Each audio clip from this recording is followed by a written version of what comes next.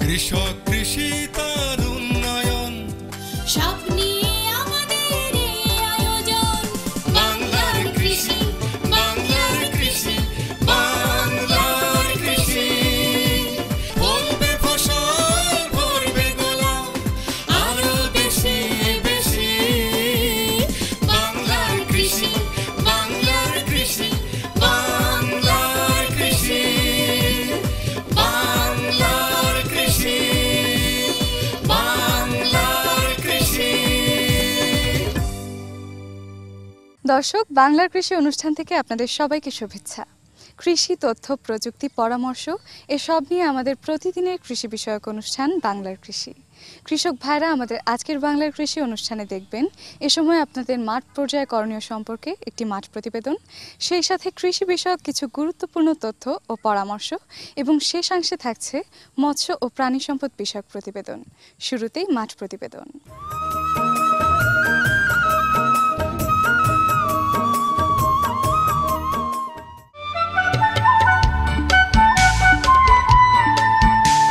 সরিষার মতো ফুলে ফুলে সমৃদ্ধ এই ফসলটির নাম হচ্ছে ঢেমশি।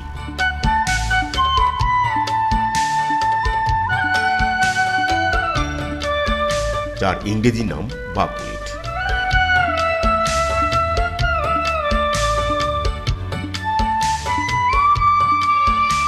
আমাদের দেশে এই ফসলটি অতটা জনপ্রিয় নয়, তবে জাপান, চায়না, রাশিয়া, কোরিয়া ইত্যাদি দেশে এই ফসলের খাদ্য খুবই জনপ্রিয়।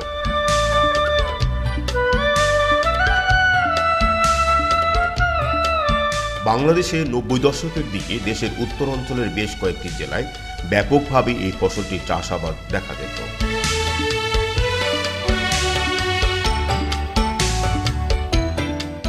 কিন্তু কালক্রমে কৃষক ভাইয়েরা এই ফসলের চাষ থেকে সরে দাঁড়ান।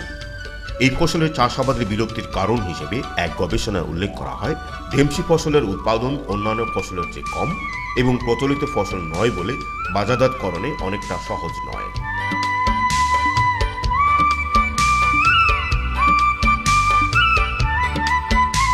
ফলে কৃষক ভাইয়েরা সেই সময় এই ফসলটির বাণিজ্যিক চাষ থেকে নিজেদের গুটিয়ে নেন।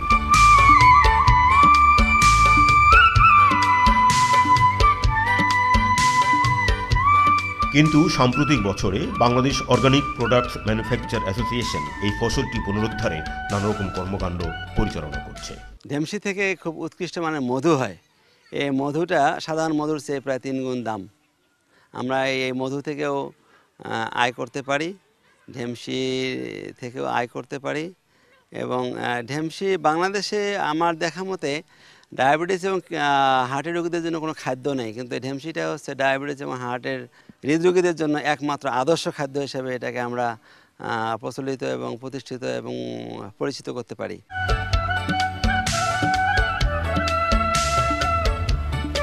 কর্মসূচির আওতায় প্রতিষ্ঠানের উদ্যোগে চলতি বছর পঞ্চগড়, ঠাকুরগাঁ, নীলফামারী জেলায় ৭০ বিঘা জমিতে ঢেমশি ফসলের চাষ করা হয়েছে।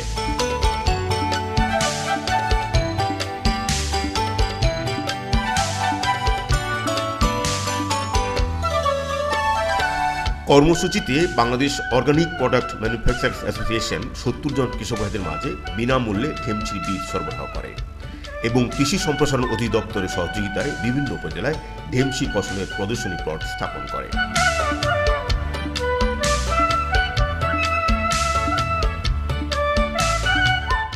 আমরা কৃষি সম্প্রসারণ অধিদপ্তর থেকে এই ফসলটাকে মাঠ পর্যায়ে বিস্তার লাভের জন্য আমরা প্রচেষ্টা অব্যাহত রেখেছি।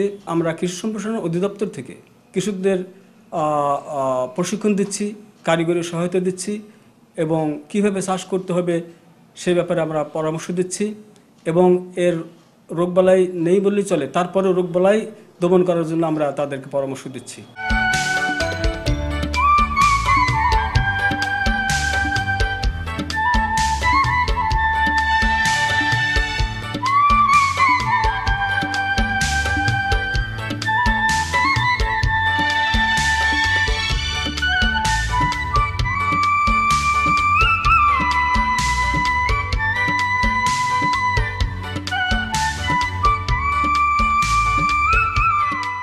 যে আপনারা এটা অত্যন্ত স্বল্প খরচে হয়। আপনারা একটা চাষ সর্বোচ্চ 2 থেকে 3টা চাষও দিয়ে জমি প্রস্তুত করে আপনারা এখানে বীজ ছিটিয়ে দিতে পারেন। আমাদের বিঘা প্রতি 33 শতকে বিঘা প্রতি 4 কেজি বীজ আপনার প্রয়োজন হয় এবং এখানে আসলে কোনো রাসায়নিক সারের খুব একটা প্রয়োজন নাই। আমরা শুধুমাত্র জৈব সার প্রয়োগ করেই আমরা এই ঢেমশি চাষটা আবাদ করতে পারি এবং এখানে কোনো রাসায়নিক কীটনাশকের প্রয়োজন হয় না। এখানে স্বাভাবিকভাবেই আমার এই ফলন অত্যন্ত ভালো হয়। যখন আপনার ফুলটা এরকম বাদামি কালারের রং ধারণ করবে তখন আমরা বুঝতে পারবো যে এখানে ঢেমশি পরিপক্ক হয়েছে এবং ঢেমশি আমরা গোড়া থেকে গাছগুলো হারভেস্ট করে কাটিয়ে ফেলবো এবং পরে আমরা মাড়াই করে এটাকে ঝাড়াই করবো আর কি।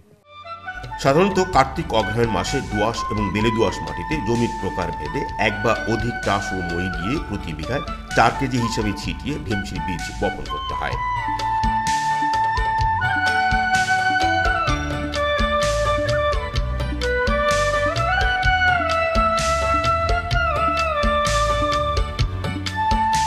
উল্লেখ্য, ঢেমচি চাষে খুব একটা সেচের প্রয়োজন হয় না।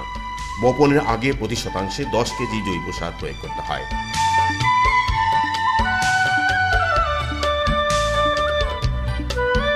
মাঘ ফাল্গুন মাসে ঢেমশি ফসল তুলতে হয়।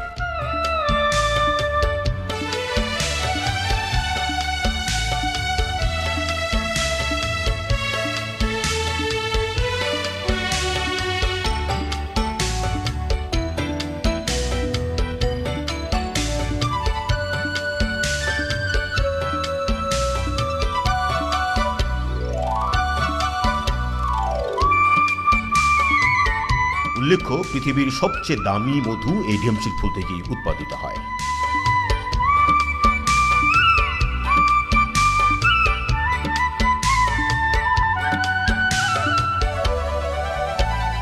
বাংলাদেশে ঢেমচি চাষ সম্প্রসারণমূলক এক গবেষণাপত্রে উল্লেখ করা হয়েছে 1 বিঘা জমি ঢেমচি চাষ করে কৃষক ভাইয়েরা নিট লাভ করতে পারেন 30,000 টাকা, আর মধু থেকে প্রতি বিঘায় আয় করা সম্ভব 20,000 টাকা।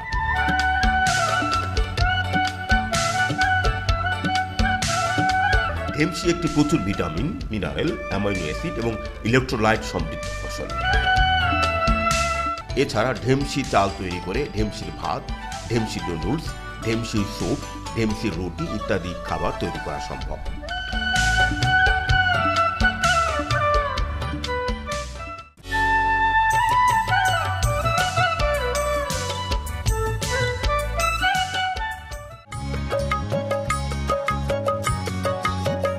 শসা এবং ক্ষীরা কিউকারবেটিসি পরিবারভুক্ত একটি বর্ষজীবী লতানো উদ্ভিদ।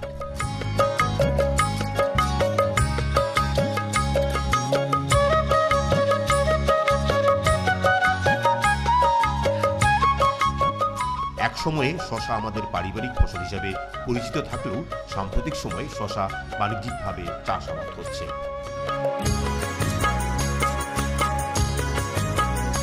দেশের বিভিন্ন অঞ্চলে এখন সারা বছরই শসা উৎপাদিত হয়। শসা একটি স্বল্পকালীন সবজি যা বীজ বপনের 45 থেকে 60 দিনের মধ্যেই ফসল তোলা যায়।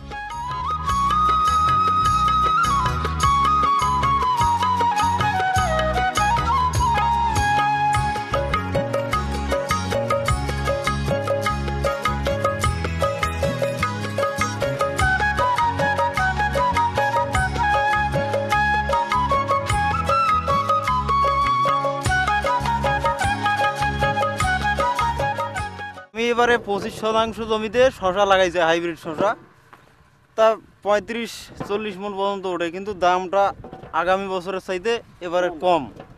মানে আগামী বছরে যা দাম ছিল সেরকম এবারকার দাম আমি পাই নাই। তো ফলন ঠিক আছে, ক্ষেত আবহাওয়ার শুষ্ক আবহাওয়ার থাকলেও সেচ ব্যবস্থা দিয়ে ফসলটা ভালো হয়েছে। বাংলার কৃষি, বাংলার কৃষি, বাংলার কৃষি। দর্শক দেখছেন বাংলাদেশ টেলিভিশনের প্রতিদিনের কৃষি বিষয়ক অনুষ্ঠান বাংলার কৃষি। এ সময় আপনার করণীয় সম্পর্কে আপনাদের জানাতেই আমাদের বাংলার কৃষি। সঙ্গেই থাকুন।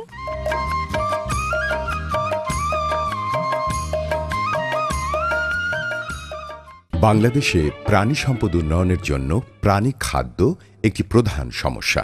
আমাদের দেশে প্রাণী সম্পদের খাদ্য হিসেবে ব্যবহৃত দ্রব্যের মধ্যে শস্য উপজাতি প্রধান। শস্য উপজাত হিসেবে আমরা প্রধান ফসল যেমন ধান, গম, ভুট্টা, ডাল প্রভৃতিকে পেয়ে থাকে এবং এগুলো গবাদি পশুর খাদ্য হিসেবে ব্যবহৃত হয়। এ সমস্ত উপজাতের খাদ্যমান খুবই কম, যা গবাদি পশুর দৈহিক ব্যবস্থাপনা ও উৎপাদনের জন্য যথেষ্ট নয়। লাভজনক গবাদি পশু পালন এবং এ থেকে দুধ, মাংস উৎপাদনের জন্য কাঁচা ঘাসের প্রয়োজনীয়তা অনস্বীকার্য। প্রাপ্ত তথ্য ও উপাত্ত অনুসারে দেখা যায় যে আমাদের দেশের গবাদি পশুর জন্য কাঁচা ঘাসের প্রাপ্যতা মাত্র 1.5 কেজির মতো, যার পরিমাণ প্রয়োজনের তুলনায় অত্যন্ত নগণ্য এবং এর যোগান সাধারণত রাস্তার পাড়, অনাবাদি জমি, বাড়ির আশপাশ, বাঁধ প্রভৃতি জায়গা থেকে সরবরাহ করা হয়ে থাকে। বাংলাদেশে কাঁচা ঘাসের চাষ কিছু কিছু দুগ্ধ অঞ্চলের মধ্যেই সীমাবদ্ধ। দেশে সবুজ ঘাসের অভাব পূরণ করার জন্য BLRI নেপিয়ার জাতের উন্নত অ্যাক্সেশন সিলেকশন করে BLRI নেপিয়ার 4 ঘাসটি তৈরি করেছে। এটি একটি বহুবর্ষী ঘাস। একবার লাগালে 3 থেকে 4 বছর পর্যন্ত ঘাস কাটা যায়। বছরের যে কোনো সময় চাষ করা যায়, তবে ফাল্গুন থেকে আষাঢ় মাস উত্তম সময়। কার্তিক বা অগ্রহায়ণ মাসে বন্যার পানি নেমে যাওয়ার সঙ্গে সঙ্গে কাটিং বিছিয়ে দিলে নেপিয়ার ঘাস অত্যন্ত সহজেই উৎপন্ন করা যায়। বাংলাদেশের প্রায় সব ধরনের মাটি, এমনকি পাহাড়ি ঢাল এবং সীমিত লবণাক্ত জমিতেও এই ঘাস জন্মে। জলাবদ্ধ জমি এ ঘাসের জন্যে অনুপযোগী। প্রযুক্তিটির বৈশিষ্ট্যগুলো হচ্ছে: ঘাসগুলো দ্রুত বর্ধনশীল ও অধিক উৎপাদনশীল। এই ভ্যারাইটি থেকে বছরে প্রায় 4 থেকে 5 বার ঘাস কাটা বা কাটিং করা যায়। বছরের যে কোনো সময় কাটিং নেওয়া যায়, ফলে সারা বছরই ঘাসের উৎপাদন সম্ভব। আলাদাভাবে বীজের কোনো দরকার হয় না। একবার চারা লাগালে 3 থেকে 4 বছর পর্যন্ত ফলন পাওয়া যায়। সারা বছরই সবুজ ঘাস উৎপাদন সম্ভব, যা দুগ্ধবতী গাভীর জন্য খুবই প্রয়োজনীয়। দারিদ্র্য বিমোচন ও আত্মকর্মসংস্থানে গুরুত্বপূর্ণ ভূমিকা পালন করে। দুধ ও মাংসের উৎপাদন বৃদ্ধি করে জাতীয় পুষ্টি নিরাপত্তায় গুরুত্বপূর্ণ অবদান রাখতে সক্ষম হয় এই ঘাস। বাংলার কৃষি, বাংলার কৃষি, বাংলার কৃষি। এরই সঙ্গে শেষ করছি আমাদের আজকের বাংলার কৃষি। বাংলার কৃষি আগামীকাল একই সময় প্রচারিত হবে। আপনাদের মতামত আমাদের লিখে পাঠাতে পারেন। আমাদের লেখার ঠিকানা: প্রযোজক বাংলার কৃষি, বাংলাদেশ টেলিভিশন ভবন, রামপুরা, ঢাকা। ইমেইলেও আমাদের লিখতে পারেন। আমাদের ইমেল আইডি banglarkrishi@ais.gov.pd। আমাদের ফেসবুক আইডি বাংলার কৃষি। এছাড়াও ইউটিউবে আমাদের অনুষ্ঠানটি আপনারা দেখতে পারেন। আজ এ পর্যন্তই। সবাই ভালো থাকবেন। আল্লাহ হাফেজ। কৃষক, কৃষি তার উন্নয়ন, সব নিয়ে আমাদের এই আয়োজন। বাংলার কৃষি, বাংলার কৃষি, বাংলার কৃষি। ফলবে ফসল